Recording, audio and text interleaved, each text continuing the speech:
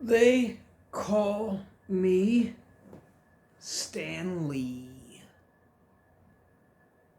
How's everyone doing today? I'm doing all right, I think. Oh, story time, everybody. I'm filling in for Twizzle. Apparently, he's going on a trip. So, I gotta take care of his plants again.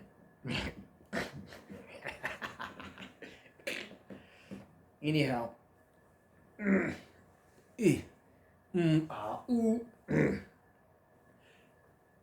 Story time. You're probably wondering how of someone like me, of flamboyant yet boisterous character, decided to become Stanley. Stanley.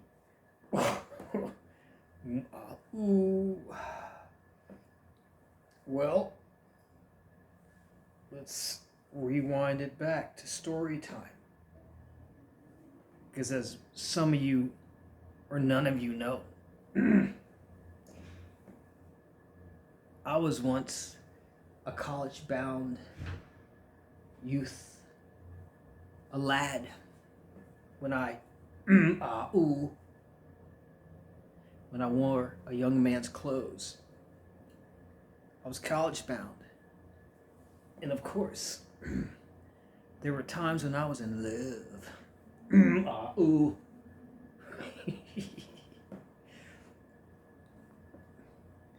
But I was also a simp. And here's my simp story.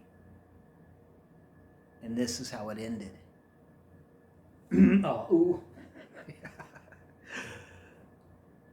So, there was a broad that I was smitten with.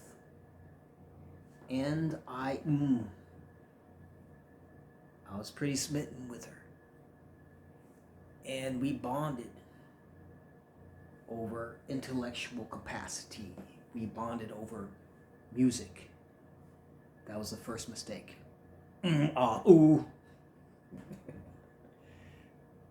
So I went to this young lady's home.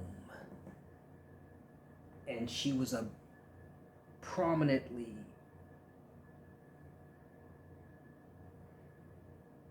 devoted, almost to the point of, I don't know, cultish devotion. And we had debates over this person's writing script and music prowess. And there was one lyric that I had quoted where hey,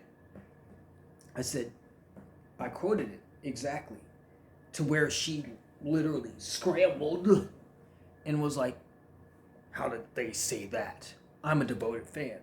You know nothing about her. I do. So therefore, you're wrong. And I was like, no, she said that. It's in the lyrics. Can I show you? And at the time of this engagement, CDs were the thing. CDs, the compact discs. You youngins don't know how we, in scripted music, we had to literally crawl to the store and buy CDs for $12 to $15 or more. Hey. So, in saying this, I was trying to describe that she had said these things, this artist or whatever. I'm trying not to give away too much because, quite honestly, I don't want that person to crawl back into my life. for obvious reasons.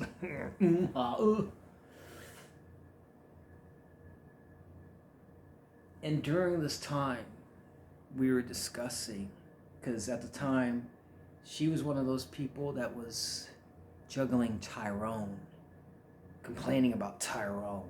Tyrone is so evil. Tyrone is so tyrannical. Tyrone is... Tyrone is... Tyrone is just devastatingly, diabolically evil. And I was there as the simp. Please, I'll save you. I'll have your baby for you. And sure enough, Tyrone walks into the door to play the leveling playing field, for lack of a better term. All the while this is going on, she's like, Tyrone's here. You can hang out if you want. You can sleep on the couch. Or you can just listen to the music that you know nothing about, because I'm the biggest devoted fan of this artist that you quoted, that I don't think, well, obviously you misquoted, because that artist didn't say that. So while she's playing tongue hockey with Tyrone, who she was complaining about earlier to me, because of course I know nothing about anything, whatever. I'm like, okay. I gathered the CDs, kind of studied them, and even found the CD in question where that person, the songwriter, ding ding ding ding ding ding ding ding ding, was saying the exact quote or whatnot. So, long story short, I didn't stay on her couch. But by the morning, and by the way, this is the dead of winter, the West Coast, the Midwest. By the time she got up, miraculously, for some reason, and she had a lot of CDs of this artist. She was fanatical, kind of like a Tool fan. All the CDs were nothing but that artist. Red flag, ladies and gentlemen. Don't ever mess with anybody who listens, who has more than one CD of an artist. When all that they have is that CD of that artist, walk away. Backwards. So by the next morning, every last one of those CDs, that same artist, were broken in two in a trail outside her house, on out the street. End of story. And that was the end of my simp days.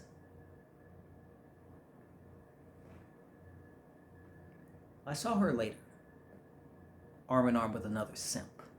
And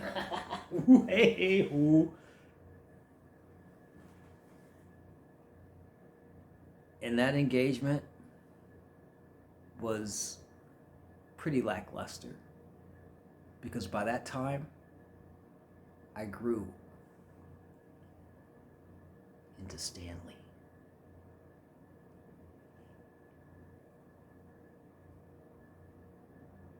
Oh, Antoine's back.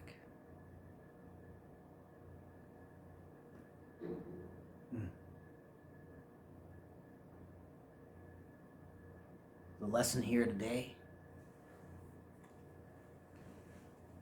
never be this.